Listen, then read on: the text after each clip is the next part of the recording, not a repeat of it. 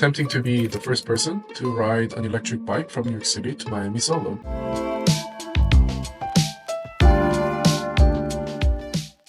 Coming out of DC, first person that I met actually when I got to Henrico was Dr. Roy Minix. I really needed to talk to someone, and I was having emotionally, mentally, having a really hard time. I was having a lot of thoughts over this trip, and also meeting you guys been blessing. My name is Leo, and how are you doing? What's your name? I'm Sam Hogue, and I'm doing pretty good today. I'm Zach Boltmeyer. Would you like to start telling me where we are at? Yeah, so we are in Henrico, Virginia, or just Richmond, Virginia. Yeah, so I'm from the Seattle, Washington area. I grew up just south of Seattle in Tacoma, Washington. My wife is also from the same area. And so the way we got here, it's kind of a long road. But so just like how Zach is in the seminary right now, I also was in the seminary, but I did the residential program. So I spent 4 years in St. Louis, Missouri, which is where our school is located. And my wife and I, we got married in 2020 and then moved out to St. Louis, and that's a 4-year program. And at the end of it, we have this big ceremony. It's called Call Day, and that's where churches will extend a call to you to then be able to serve as a pastor at that church. And so I was blessed that Trinity issued a call for me, and so I found out that I was able to serve as a pastor here in Virginia at Trinity. So Rachel and I are blessed to be here, and so far we've really enjoyed it. And I'm originally from Indiana, the northeast part of it, Fort Wayne, Indiana, and my wife Allie and I moved out here in August of 2020. So that was like 4 to 6 months into the start of COVID. So when we moved here, I met everyone like this. Can you tell me a little bit about Henrico? Well, it's a suburb of Richmond. There's a lot of Richmond has kind of a lot of different areas, and Henrico, and kind of being north of the river, is almost like its own little city from like Chesterfield and Midlothian south of the river. So it feels like you've got like a little bit of everything just kind of really close here. But then you're also close to downtown Richmond and able to get all the things that a medium-sized city kind of has to offer. A nice blend between Washington and what we really liked about St. Louis. And so Washington is a very green state. There's trees everywhere. It rains all the time, so the vegetation is, it's all alive, and it's really pretty. That's kind of the same here in Virginia, but without the rain. So we really like that part, and everybody is so generous. Everybody was really welcoming. Even just like going to the grocery store and checking out, like the cashiers wanting to have a conversation. They're asking how you're doing and stuff. So I don't know, there's been a lot of people are very hospitable here, which is what we've noticed. If you're from the Midwest, there's a good chance that you have no problem driving 5, 6, 8, 10 hours. Like that's just like something you do, because there's not big cities around. You kind of have to travel if you wanted to go to like a big concert or something. But being here in Henrico, there's, I'm like 2 hours from everything instead of being like 4 hours or more from things. So like on a day off, we could just like choose to go up to DC and like don't need a hotel room. You can drive there and drive back. There's so many things to do. And I'm a history buff too, so we actually just took Mike out to Williamsburg, which is a colonial town here, and got him one of those little triangle colonial hats and stuff, and it's really cute. But just hung out there, and he just can run around, do what he wants, and so it's a really actually good family place. It's a great, so far from what I've seen, it's a great area to raise your kids, and lots of things for them to do. And Trinity, for him, being in the childcare program, has been amazing.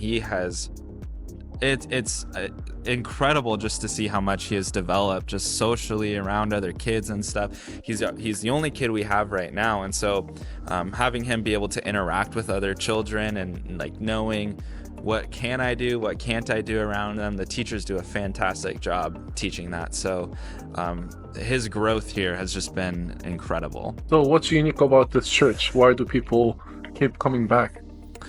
Well, I mean, I would say we're a Lutheran congregation, so that already makes us pretty unique in that we hold to the truths of Scripture.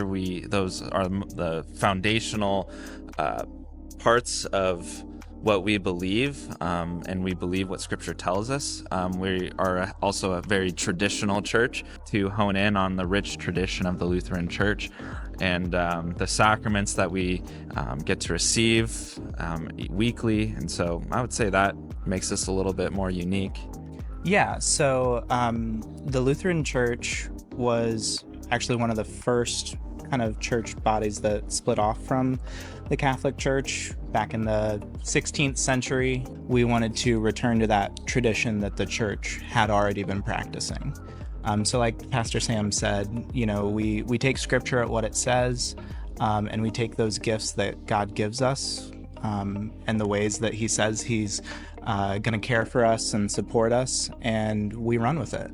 You know, and one of the unique things I think that Trinity does is we gather around worship for sure, but we also are very much a place that enjoys studying the Word and learning about it alongside other people.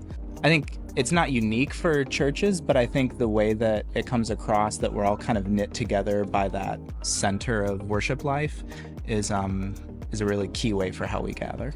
I would like to know a little more about it. Would you like to tell me the goal of the church, but also what is your personal goal? I believe a good goal should trickle up and down from the good organization and also to the individuals. Would you like to share me your personal goal and your team's goal, but also what is your church's goal? Yeah, that's a great question. So I'll start up at the organization and then come down to my goals, because I think it makes sense if I go that direction and not the other. Yeah. So Trinity has, for several years now, kind of said alongside who we are that we are a church that gathers, grows, and goes. And that, you know, roughly translates across to we worship together, we study and learn together, and we're out and sharing God's love together. So any little initiative that we do fits somewhere in that framework. And even just like being under construction right now is so that we're able to support people as they're gathering. We're making our spaces better for our preschool and the kids that get to grow here and learn about Jesus as they develop. But also it gives us the chance to have resources that help us benefit others, not people who regularly come here, but we want to be a blessing to those even as they just pass by. So, and that's Trinity as an organization. My specific role here is very unique. I don't think you'll find that there's a lot of people with my job description.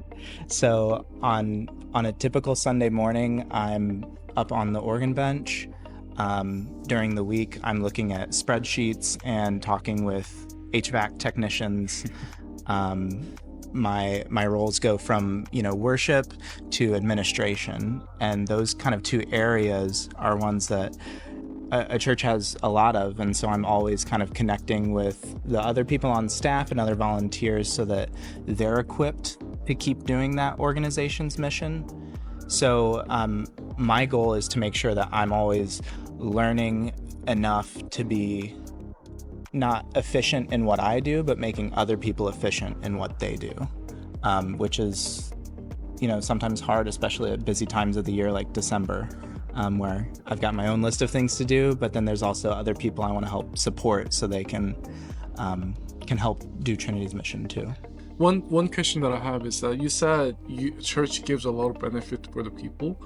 Is there what sort of activity or what sort of work do church do for the people in this neighborhood? Yeah, so there's two different things that are coming to mind right now. One of them is as people move into the area and they're trying to find a church home, one thing that we really push is that not only do we want you to find a space in worship with us, which is obviously the central one, but also we try and communicate all those friends that you can have that share something. So there are groups based on like different demographics. Like Pastor Sam has a Bible study that's perfect for someone who needs childcare. Otherwise, they don't always end up coming to those types of things. So it's personalized. Yeah, we want to make sure that we're responsive to the people who are around, and our structure allows us to say, oh, hey, you want to start something because we have a need?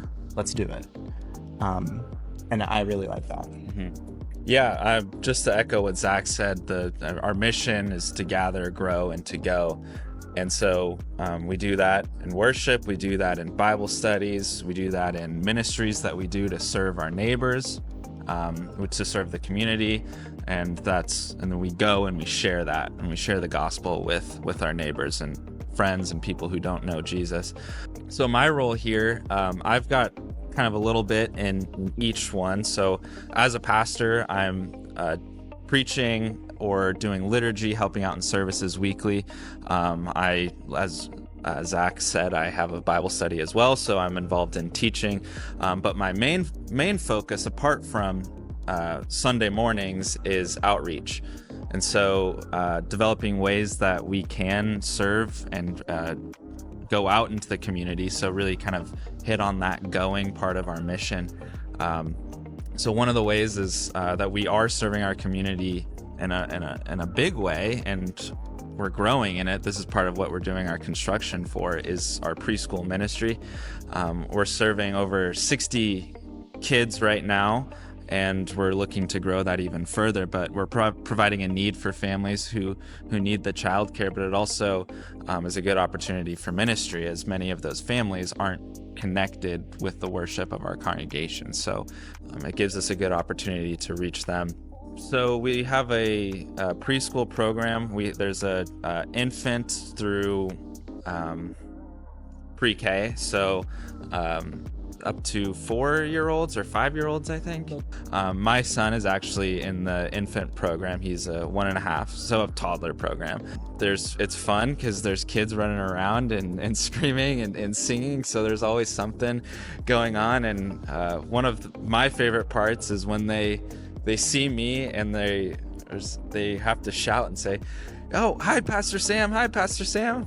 How are you doing?" And so there's just a lot of fun and a bundle of joy. So, yeah, it's just a great thing that we have going on here, and just a way that we can help families who need to drop their kids off so they can go to work. But one of the things about having the preschool here, just this week, we're right before Christmas, and they're practicing a Christmas nativity play. All the costumes around here are for that.